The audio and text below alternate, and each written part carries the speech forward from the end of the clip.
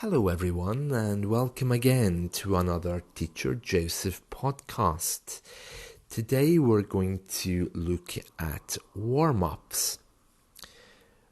When you go to the gym, you can't just rush and do physical exercise. It's not possible because you could hurt yourself. You can't just suddenly jump from nothing into a full cardiovascular routine. At least that's what they tell us, that it wouldn't be safe to do that.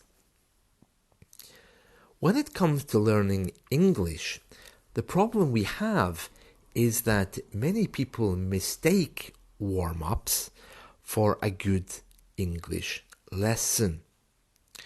Now, let me explain. A warm-up in learning English is something which puts you in the mood for learning. There's no physical exercise involved, really, but you have to be doing things which make you open-minded to being more receptive to learning. That's a teacher's job also, to open your mind a little bit to see your own possibilities. Whether you order that book on Amazon, book a lesson with an italki teacher, or whether you do something else like reading a page of a book, which is relatively easy, watching a movie on Netflix or another platform, these things are all designed to warm you up. A warm-up usually takes 5 or 10 minutes. The issue we have is that some people mistake warm-ups for English lessons. A warm-up is there to open your mind, to get you going, to feel excited about the possibilities of the future.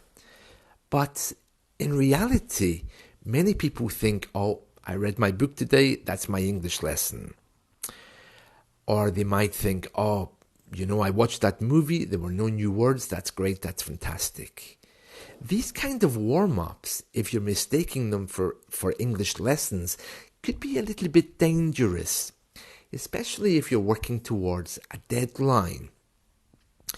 Let me explain. It's really wonderful if you're watching a Netflix movie that you understand everything. It's really fantastic if you can open a book and understand the whole page, or even the few sentences that you're reading. I admire you. That's a really good achievement. But what comes next? What's the next level? For you, perhaps it's about informal English, how to mix more amongst English people, because we don't all talk like books when we're in the bar or having a coffee together. Or perhaps for you, the next move might be to have more difficult vocabulary for an exam. That's not included in a warm-up where you're looking at a book and understanding everything. My point is that you need to have a very clear focus, and once you get comfortable with English, don't let go of that. If you are spending 5 or 10 minutes every day with a book, wonderful. If you are spending maybe a few other moments watching TV shows and things, if you're understanding everything, and if there's no need to remove vocabulary and put it on your Quizlet or in your notebook, then I would say something is very, very wrong.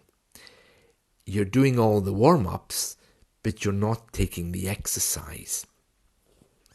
It's just something for you to think about today with regards to your English, because if you are very, very comfortable and there's no learning, no notebook coming out, no regular chats with English teachers or language exchange partners, then you've fallen into that trap of becoming too comfortable. You've mistaken the workout for the lesson. Part of the reason, as I mentioned earlier, that we order books on Amazon, maybe that we make doctor's appointments and we book holidays, isn't because we absolutely need them, but it's because we feel like we are doing something with our English. You feel sick, you call the doctor, you make an appointment, and immediately you feel better. You feel tired, you book a holiday, and once it's booked, you immediately start to feel good. These things are there to help you open your mind. And so are warm-ups. But it doesn't end with warm-ups. You should always be looking to what's coming next. And you know what? If you stay with warm-ups, you're not really going to see anything coming because your mind will be a little bit closed. So, you need to be trying something new. If you can't, book a lesson with a teacher. We are designed to prod your mind and open it up a little bit by asking you questions about your routine and what you're doing, and also to examine your goals and motivations. If you want to do it alone, just look at your schedule. Look at why you're doing the things you're doing. Is everything too easy? When was the last time you had a new word? When was the last time that you heard something new in English at work? It's time to look at these things, to get away from the warm-ups and really get your blood pumping. That's all from me. See you. Bye.